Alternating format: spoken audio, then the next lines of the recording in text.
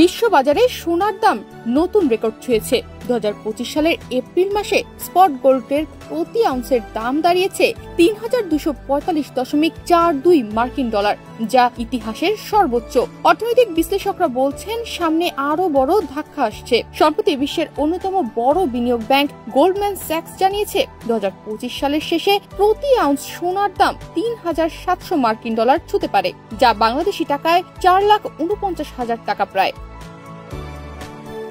এই সময় অনেকেই ভাবছেন হঠাৎ এভাবে স্বর্ণের দাম বৃদ্ধির মূল কারণ কি। গোল্ডম্যান স্যাক্সের বিশ্লেষকরা বলছে সোনার দামে ব্যাপক বৃদ্ধির পেছনে কাজ করছে কয়েকটি গুরুত্বপূর্ণ কারণ। আগে যেখানে প্রতি মাসে গড় ৭০ টন সোনা কিনছিল বিভিন্ন দেশের কেন্দ্রীয় ব্যাংক, এখন সেই পরিমাণ বেড়ে দাঁড়িয়েছে ৮০ টনে। এখন যে কোনো ব্র্যান্ডের পুরাতন এসি বদলে নতুন ওয়ালটন এসিতে উপভোগ করুন 25% ছাড়।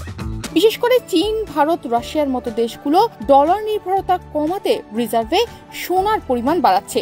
তারই ফলস্বরূপ বর্তমানে বাংলাদেশে প্রতি ভরি 22 ক্যারেটের স্বর্ণের দাম এখন ১,৬৫,২০৯ টাকা, যা বাংলাদেশের ইতিহাসের সর্বোচ্চ স্বর্ণের দাম। 2025 সালে বর্তমানে যে $৩,৩০০ বা তার কাছাকাছি গোল্ডের দাম পৌঁছে গেছে, এটা হয়তো বা $৩,৭০০ পর্যন্ত পৌঁছে যাওয়ার সম্ভাবনা আছে পার আউন্স। $৩,৯৫০ পার আউন্স চলে যায়, তাহলে সেখানে আমরা দেখলাম যে আমাদের গোল্ডের দাম বাজুসের যে 6% ওয়ার্কম্যানশিপ ইম্পোজ করতে হবে এবং ভ্যাট সংক্রান্ত যে বিষয়টা আছে 5%, এরা যোগ করলে দেখা যায় 2,20,০০০ টাকার উপরেও আমাদের দেশে গোল্ডের দাম চলে যেতে পারে।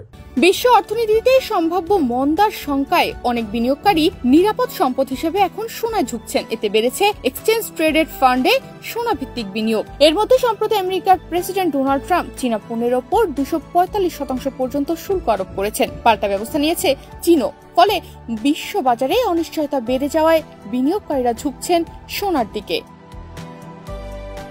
বিশ্ববাজারে স্বর্ণের দাম বাড়ার সরাসরি প্রভাব পড়ছে বাংলাদেশের বাজারেও। সোনার দাম বাড়ায় সাধারণ ক্রেতাদের মধ্যে উদ্বেগ দেখা দিয়েছে। বিশেষ করে বিয়ের মৌসুম থাকায় অনেকেই এখন আগেভাগেই সোনা কিনে রাখছেন। তনিমা রহমান, বাংলাদেশ প্রতিদিন।